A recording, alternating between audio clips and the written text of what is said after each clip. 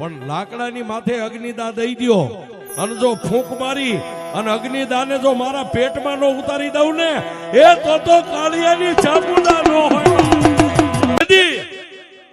મારી ભગવતી ચામુંડાએ ઓલાવે અગ્નિદા દીધો અને મારી ભગવતી જેમ માણા ચા પીવા માટે એમ હબડકો ભરે ને એમ સુસવાટા બોલાવ્યા ને એ તેદી કોટડાના શમશાનની માલપા લાકડા હોતી છે ને મારી ચામુંડાએ પોતાના ઉદરમાં ઉતારી દીધા.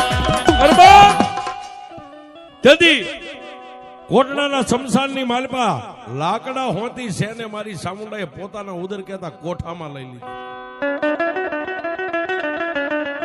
અને ઓલા વરતિયા વાંધા જે 2-5 કર્યા જાદુગર વાળા હતા ને સાહેબ, પછી મારી ચામુંડા 80 વર્ષના ડોશીના રૂપે આકાશ માર્ગે સડી અને ત્યાંથી જમણા પગની આમ મસરક મારીને હાથે હાથ વાંધાને કોટડાના એ શમશાનની માલપા ધરબી દીધા. મારી ચામુંડા, મારી ભગવતી ચામુંડા એ વરતિયા વાંધાને મારી અને એમના કાળિયા ભીલને ઢોલિયાની માથે લઈને જમણા હાથની માલપા લઈ અને મારી ભગવતી આકાશ માર્ગે ઉડી. પણ ક્યાં જાય?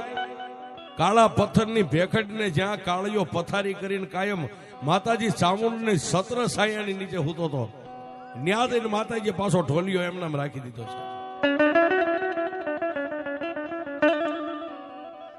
મામા મામા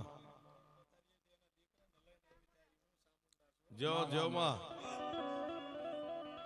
અને પછી સાહેબ દિવસ હોઈ ગયો હો, દિવસ હોઈ ગયો ને મારી 9 લાખ લોબડિયાળી ભલહાર ભેળિયા વાળી 52 વીર ને 64 જોગણીયું ને તેદી કાળિયા ભીલની જાનની માલપા લઈને અને તેદી એ કાળિયા ભીલની ચામુંડા મારી ભગવતી